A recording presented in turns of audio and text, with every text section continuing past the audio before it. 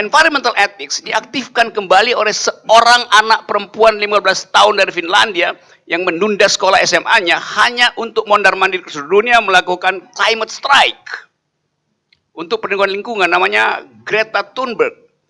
Sementara ada seorang anak laki-laki berusia dewasa yang ingin memindahkan ibu kota dari Jakarta pergi ke tempat burung bersarang, hutan yang adalah pusat pernafasan dunia.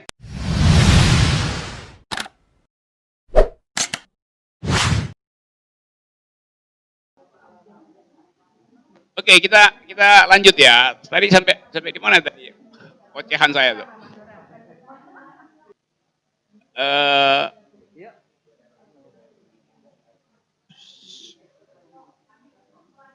Ayo, oke.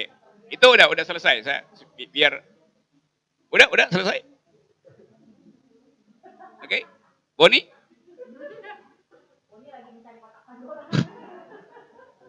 Oke, saya lanjut ya. Oke, saya ngerti itu.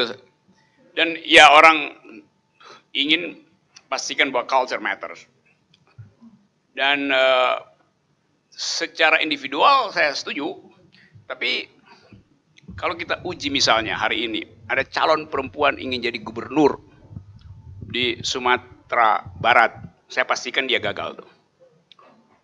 Karena variabel tadi minim, variabel tentang sejarah keutamaan perempuan itu tanggal oleh variabel ideologi lain itu. Patriarki masih bekerja di situ melalui agama terutama. Jadi saya apresiasi itu sambil saya challenge sebetulnya apakah ibu bisa ikut menyuarakan pencalonan gubernur perempuan di situ misalnya. Tapi sekali lagi terima kasih. Nah, yang lebih dari itu adalah memang sesuatu yang tidak bisa diselesaikan oleh hukum masih bisa diselesaikan secara sosial. Jadi betul tadi bahwa ultimum remedium, terapi mutakhir, terapi terakhir adalah soal sense of ethics kita, tuh, rasa justice kita. Belum lama ini di Amerika ada skandal Hollywood ketika dua orang jurnalis perempuan The New York Times membongkar pelecehan seksual di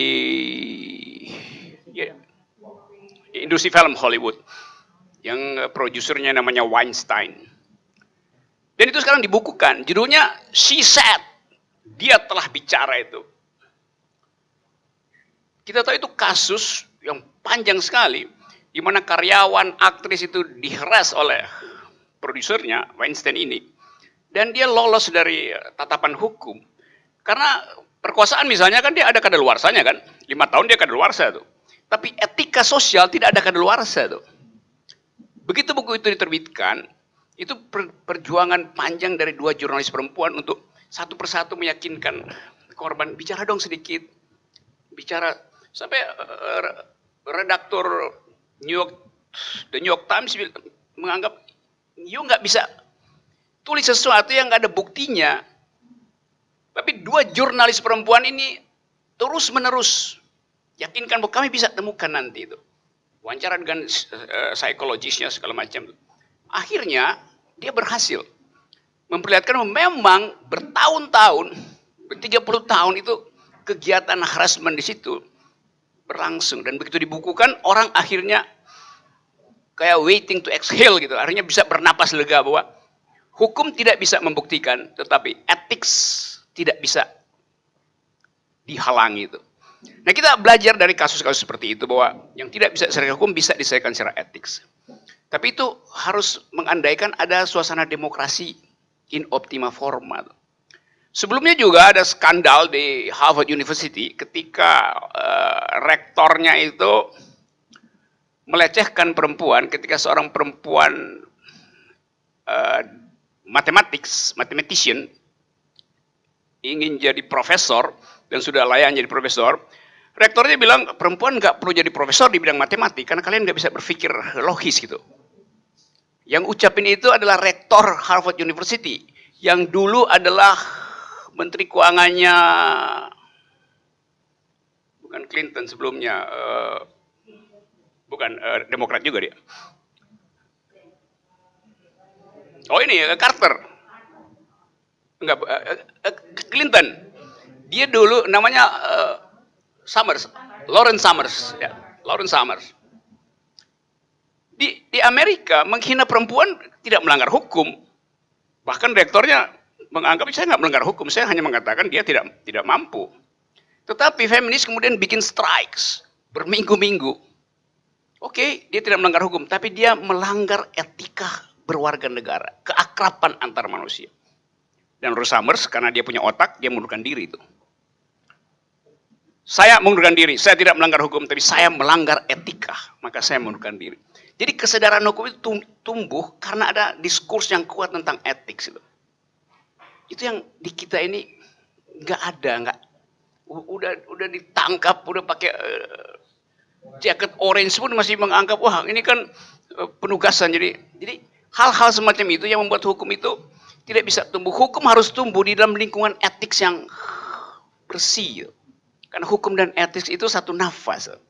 Jadi sekali lagi banyak soal sebetulnya yang ya kita cemas dengan hukum kita. Tapi pada saat kecemasan itu datang, kita pastikan bahwa kita hari ini sedang mengupayakan wilayah keadilan lain di bidang ethics of care. Di dalam soal menghasilkan ethics mendahului rights. Nah kita lagi bicara tentang omnibus law misalnya sekarang tuh yang udah pasti itu adalah menyiksa perempuan. Walaupun dengan segala macam keterangan ini investasi itu bisa menghasilkan pertumbuhan segala macam. Itu gambar itu sebentar lagi dia lukisannya Ibu Meli itu sebentar lagi dia jadi lahan kosong. Di situ didirikan pabrik-pabrik dan Anda lihat di situ semua itu isinya perempuan, dia akan digusur oleh omnibus law itu. Karena omnibus law bilang dirikan pabrik tanpa perlu AMDAL. Kalau saya balik ke sini, orang juga merasa ini nanti 2 minggu lagi baru saya ke situ. Karena karantina di Bali tentang coronavirus masih berlangsung. Jadi perempuan yang digusur ke situ pun nggak bisa pindah ke sini ini. Jadi itu soalnya tuh. Nah, Anda bayangkan misalnya, udah jelas omnibus law itu bersifat patriarki itu.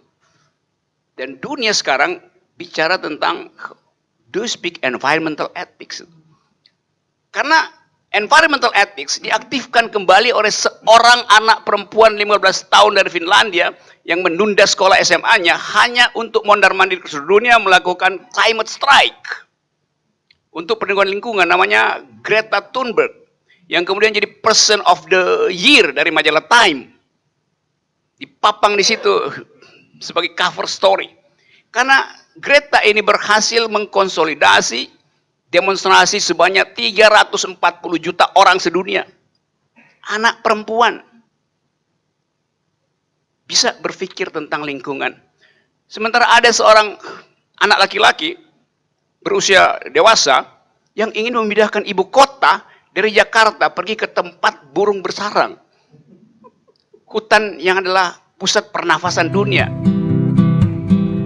Jadi bayangkan kontrasnya tuh. Perempuan muda bicara di dunia tentang perlindungan lingkungan.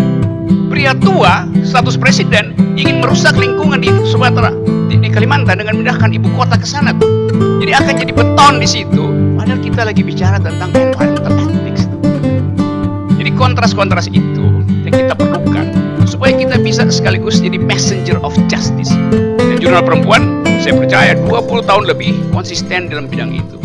Jadi atas nama Pandora, bantulah Jurnal Perempuan. Terima kasih.